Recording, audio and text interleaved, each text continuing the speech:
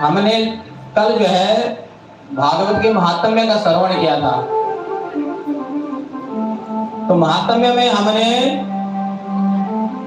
भक्ति ज्ञान वैराग्य की वृद्धि किस प्रकार होती है ये श्रवण किया था, और भागवत श्रवण से कैसे कैसे पापियों का उद्धार हो जाता है ये भी हमने श्रवण किया था।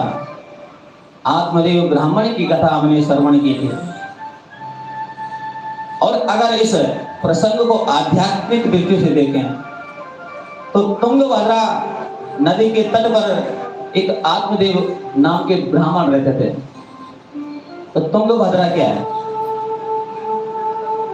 तुंग मानी यानी जो श्रेष्ठ है, और भद्र मानी कल्याण। तो तुंगभद्रा नदी कोई और नहीं, ये हमारा ये शरीर है। ये शरीर इतना श्रेष्ठ है, ये मनुष्य योनि इतनी श्रेष्ठ है, जिसको पाकर के हम ऐसे पुण्य करें, ऐसा कर्म करें कि हमें उस परम तत्व की प्राप्ति हो जाए। इसलिए तो इसे तुंगभद्रा कहा गया, जो सबसे श्रेष्ठ है कल्याण करने के लिए। अरे इस मनुष्य शरीर को पाने के लिए तो देवता भी तरस जाते हैं। क्यों? बड़े भाग मानुष तन पावा, ये बड़े भाग्य से मिलता है। और अगर इसको पाकर के हमने ऐसा कोई कर्म नहीं किया कि जो मोक्ष के दरवाजे पर जो ताला लगा है, अगर उसको नहीं खोल पाए हम इस मनुष्य शरीर को पा करके, तो फिर ये शरीर, ये मनुष्य जीवन पशु के समान है। तो तुंगभद्रा हमारा ये शरीर है, इसमें आत्मदेव ब्राह्मण कौन है? हमारी जो जीवात्मा है।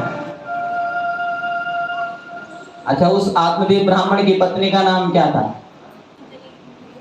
तो वो धुंधली कौन है? हमारी बुद्धि है। क्यों? जैसे उसने कई तर्क वितर्क किए लेकिन उस फल को नहीं खाया, ऐसी हमारी बुद्धि है, मानती नहीं। कभी इधर को बहती है तो कभी इधर को चलती है, भटकता रहता है जी। इसको जितना चाहे समझाओ फिर भी माया में ऐसे ही फंसा हुआ है जीव। फिर धुंधकारी क्या है? अब हमारा मन क्या है? धुंधकारी है। जितना भी इसे समझाओ,